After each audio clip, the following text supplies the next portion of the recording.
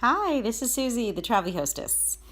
I am very excited to introduce you to Evernote.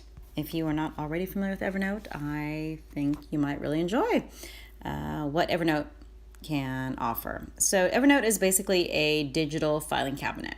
I discovered it years ago for business when we were making the transition from paper files and actual physical filing cabinets to digital files and digital filing cabinets. And it was where I housed all sorts of documents for work, created documents, stored documents, saved. It was really handy. But since I have discovered that Evernote makes a really handy tool for storing any type of files, gathering all sorts of information, particularly for travel. So I'll show you how I do this. I open up the Evernote icon. You see the top right, the white icon with the green elephant head. And let me go back a little bit. So you see here, these are my different notebooks. Evernote, you create notes within notebooks. Pretty basic. I have a trip coming up to Puerto Rico, so I have a notebook for Puerto Rico. Open that up, and here I have some different notes. Places that I'm looking to explore for yoga. I love to practice yoga wherever I travel in the world. And I'll show you how I saved and stored these here in my Puerto Rico folder. Open up one of the notes, like this, Ashtanga, Puerto Rico, tap on it, and it brings me, again, that information. Let's say I'm interested in scheduling a class. Let's see if I tap that, and it actually connects me to that link. Let me go back. All right, so let's explore some more ideas. I'm going to go back to the home screen, Google, and actually, you know what? How about instead, I want to search for, how about spas? All right, yeah, spas, Puerto Rico. Oh, look at that. Let's see what we come up with. Interesting. Scrolling down. Ooh, 14 best spa hotels in Puerto Rico, day spas, Zen spa, massages. Who knows? I'm just going to tap Zen Spa. And let's see what we got. Wonderful. Let's say I review, and this is something that I want to hold on to, something that I want to be able to retrieve to later and not have to search again. At the bottom, you will see next to my little home icon to the right is the upload button. I'm going to tap on that.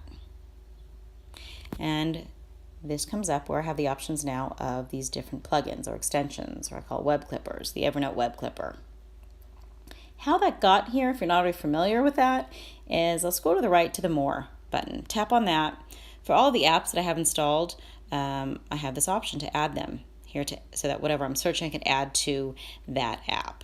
And we'll see here for Evernote, it's green, which means it's active, and that's how it appeared. So now I'm going to tap on the web clipper, and now a note is being created in the Puerto Rico notebook for Zen Spa. Gonna hit save. Let's go to the Evernote app, open it up, and there we go. I'll go back so you can kind of see, opening up the Puerto Rico notebook, I now have the information that I stored. I have that website that I can go back to.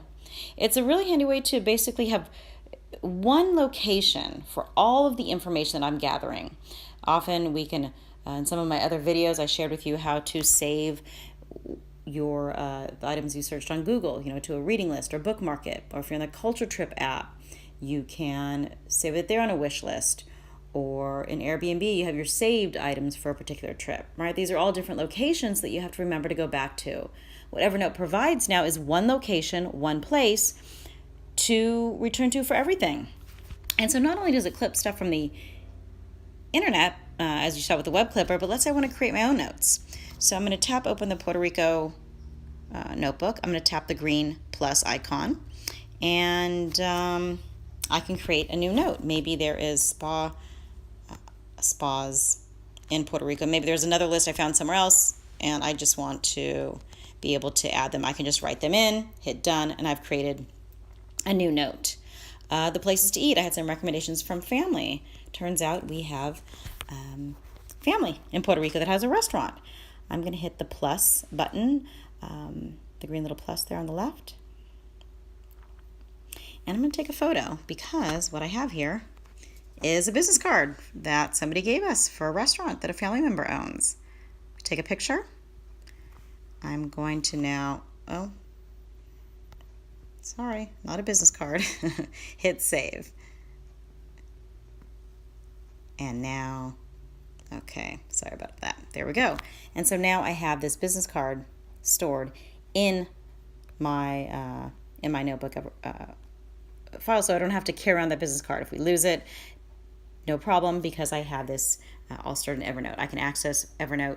It syncs with my desktop or laptop, my phone. I can also, once I sync everything, I can also access this offline, which is really handy if I don't have, of course, if I'm not connected to Wi-Fi or data, I can still access all this information when I'm offline. Yet again, another great reason to use Evernote for all of your travel ideas, planning, inspiration, information purposes. I hope you found this helpful, and I'd love to hear from you. If you've discovered other ideas on how to use Evernote for travel, or if you have other ways to store and gather information that you'd like to share, I would love to hear from you. Always looking for new ways to gather ideas and place them and store them in ways that are easy to retrieve to later. We know that we spend a lot of time searching, especially that internet, and are talking to folks, and we want to be able to come back to a place where it's organized and available for us to gather and return to when it's time to maybe make those plans. So please share with me.